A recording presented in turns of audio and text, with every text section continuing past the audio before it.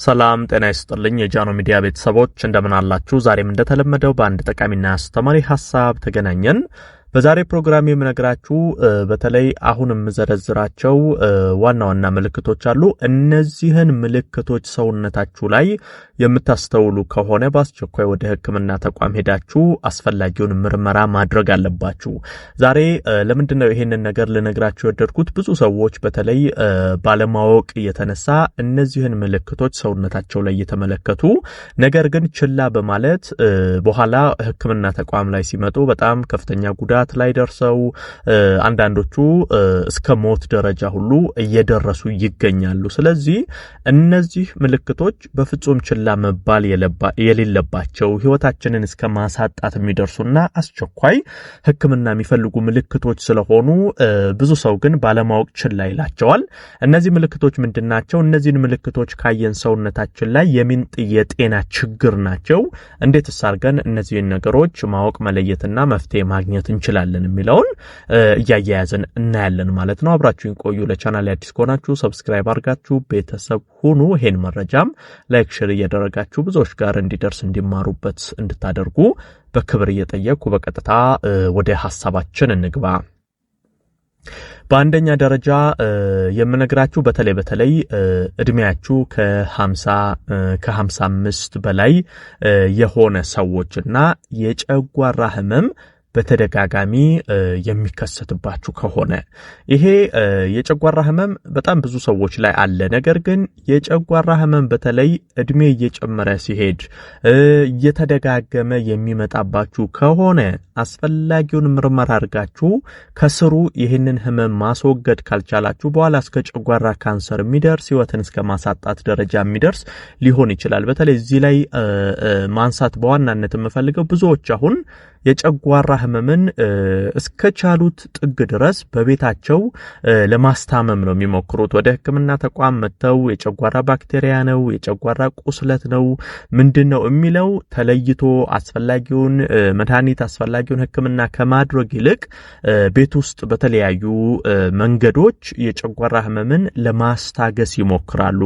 ይሄ እንደነገርኳችሁ በተለይ እድሜ ከ50 ዓመት በላይ ሲሆንና የጨጓራ ህመም እየተደጋገመ በየጊዜው የሚመጣ ከሆነ ከስሩ ይሄ ችግር መወገድ ካልተቻለ በኋላ ላይ እስከ ጨጓራ ካንሰር ሊደርስ የሚችል የከፋ ጉዳት ሊያመጣባችሁ ይችላልና ጨጓራ የሚደጋገምባችሁ ከሆነ አስፈላጊውን ህክምና አስፈላጊውን ክትትል አድርጋችሁ ከስሩ ለማጥፋት መሞከር ያስፈልጋል። ይሄ እንደ መጀመሪያ በደንብ መለየት ያለባችሁ ነው።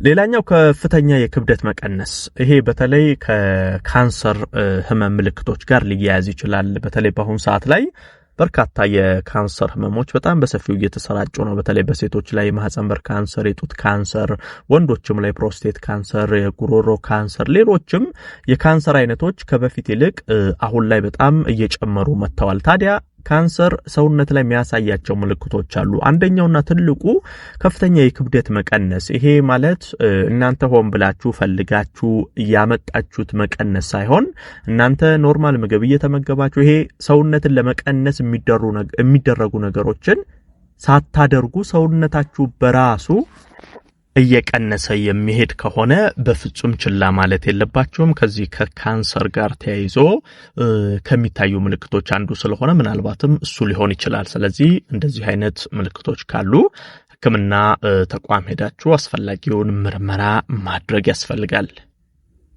ሌላኛው ለመዋጥ መቸገር፣ ይሄ ለመዋጥ መቸገር ምግብ ለመዋጥ መቸገር፣ ምራቃችሁንም ቢሆን ለመዋጥ መቸገር፣ እንደዚህ ጉሮሮአችሁ አካባቢ በጣም የሚተናነቃችሁ ለመዋጥ የምትቸገሩ ከሆነ እንዲህ አይነት ችግሮች በፍጹም ችላ መባል የለባቸውም። ይሄ ከጉሮሮ ካንሰር ጋር ተያይዞ የሚመጣ ችግር ሊሆን ይችላል። ከላይኛው የጨጓራ ካንሰር ጋርም ሊያያዝ ይችላል።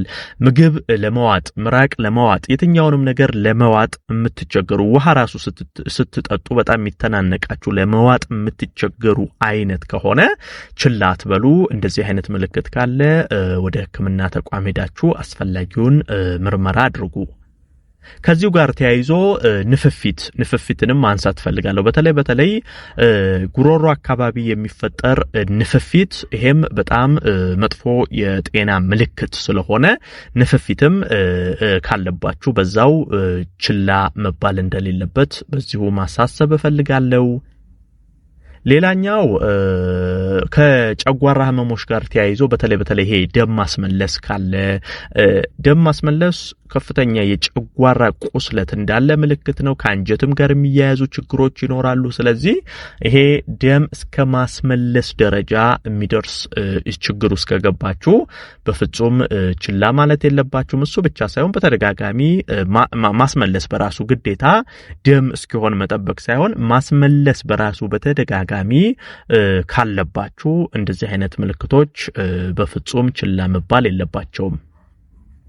ሌላው የደም ማነስ የሚደጋገምባችሁ ከሆነ በነገራችን ላይ አብዛኛውን ከጨጓራ ጋር ማተኮር ፈልጋለሁ። በተለይ የደም ማነስ ራሱ በተደጋጋሚ የሚይዛችሁ ከሆነ የጨጓራ ችግር ሊኖር ይችላል። ጨጓራ በደንብ መታየት ያስፈልጋል። በተለይ ላይ ካልኳቸው ምልክቶች ጋር የሚጨመር ከሆነ ይሄ ማስመለሱ እንደዚህ አይነት ነገሮች ቅድም መግቢያ ላይ ነገርኳችሁ የጨጓራ ህመም ተደጋጋሚ የሚከሰትባችሁ ከሆነና ክብደታችሁም እየቀነሰ ይሄ ደግሞ የደም ማነስ ችግሮችም ተያይዘው የሚታይባችሁ ከሆነ ይሄንንም በፍጹም ችላ አትበሉ። ሌላው የሆድ እብጠት፣ የአይን ቢጫ መሆን ይሄን ከምን ጋር ነው ማነሳው? በተለይ ከጉበት ህመም ጋር አሁን ላይ በጣም በሰፊው እየተሰራጨ ያለ በተለይ ሄፓታይተስ የጉበት ቫይረሶች በጣም ብዙ ሰዎች ላይ እየተገኙ ነው። በአጠቃላይ ከጉበት ስብ ሊሆን ይችላል ከጉበት ህመሞች ጋር ተያይዞ የሆድ እብጠት ይኖራል። የአይን ቢጫ መሆን፣ የሽንት ቢጫ መሆን እንደዚህ አይነት ምልክቶች ካሉባችሁ ችላ መባል የለባችሁም።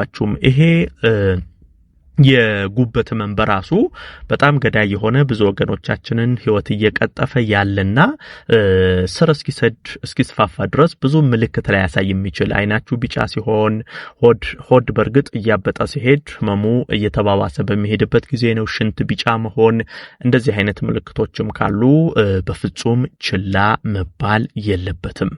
በአጠቃላይ እነዚህን ምልክቶች ሰውነት ላይ ስታዩ ካስከፊ ህመሞች ጋር ህይወትን እስከማሳጣት ከሚደርሱ ህመሞች ጋር ተያይዘው የሚነሱ ነገሮች ስለሆኑ ወደ ሕክምና ተቋም ሄዳችሁ አስፈላጊውን ምርመራ ማድረግ ያስፈልጋል ማለት ነው። ይህን መረጃ ላይክ ሼር እያደረጋችሁ ለሌሎችም አጋሩ።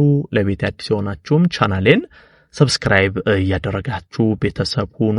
የዛሬን በዚሁ አበቃው። በቀጣይ ቀን ደግሞ ሌላ እንደዚሁ ይጠቅማችኋል፣ ያስተምራችኋል የሚለውን ሐሳብ ይዤላችሁ ዳግም የምንገናኝ ይሆናል። እስከዛው በያላችሁበት መልካም ጊዜ